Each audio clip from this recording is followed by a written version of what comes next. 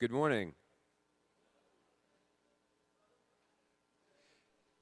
Okay, we're going to get started a little bit early because everybody on our team is here. And we know that the day is beautiful and that you'd like to get out and enjoy more of the campus while you have time. My name is Morgan Benton, and I teach web development and programming here in the Integrated Science and Technology Department. I'm originally from Virginia. I grew up in Lynchburg, Virginia, and so I was really happy to get this job at JMU so close to home.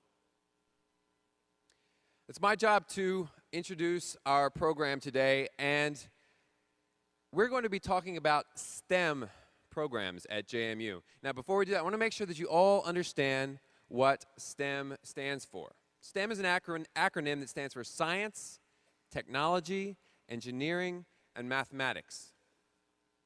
And there's a major focus in the country today on getting students more involved in STEM programs, and JMU is a part of that. JMU, we strive to be the change in the world. We're out here to solve real problems. We don't just talk about solving problems, we do it. We actually get out there and implement solutions. And not only that, we do it differently. What do I mean by differently?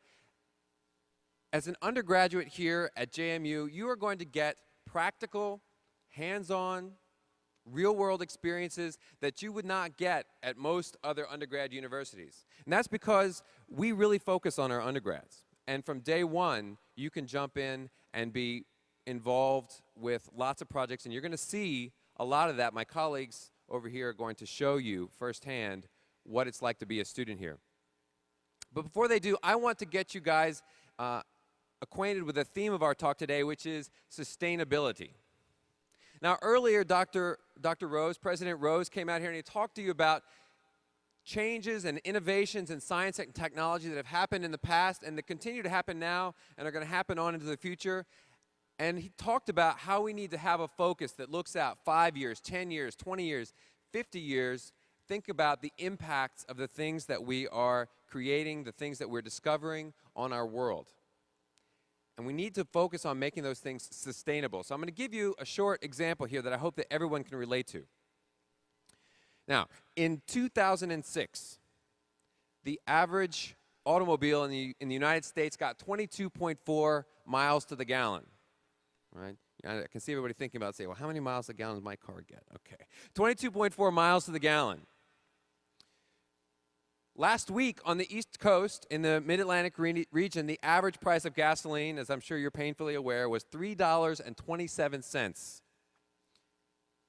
Now, a gallon of gasoline, when you burn it in your car, releases 19.4 pounds of carbon dioxide gas into the environment.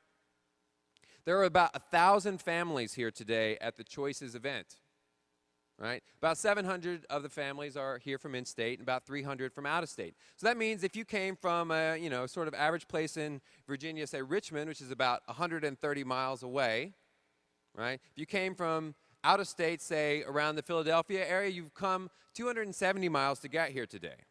Now let's take all these numbers that I've just been throwing around and do a little bit of math, right? You came 130 miles, let's start with in-state. You came 130 miles to get here. You're going to go 130 miles home, I'm assuming, right? That's 260 miles. Divide that by 22.4 miles to the gallon, which gets 11.6 gallons per family to get here, times 700 families. That's 8,120 gallons of gasoline that you guys burned up getting here and getting home today.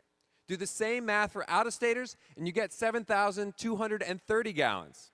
Add that together, 15,350 gallons of gasoline that it took to get everybody here today. Multiply that times $3.27 a gallon. Multiply that times 19.4 pounds of carbon dioxide gas released per gallon, and you get that it cost over $50,000 for all of us to get here today for one event. And in the process, we released close to 300,000 pounds of CO2 into the environment. Is this sustainable? I'm a programmer. I'm not exactly the person to answer that question, but the person who can, Dr. Christy Joy Broderick, Professor of Environmental Sciences in the Integrated Science and Technology Department, is going to talk to you about this next.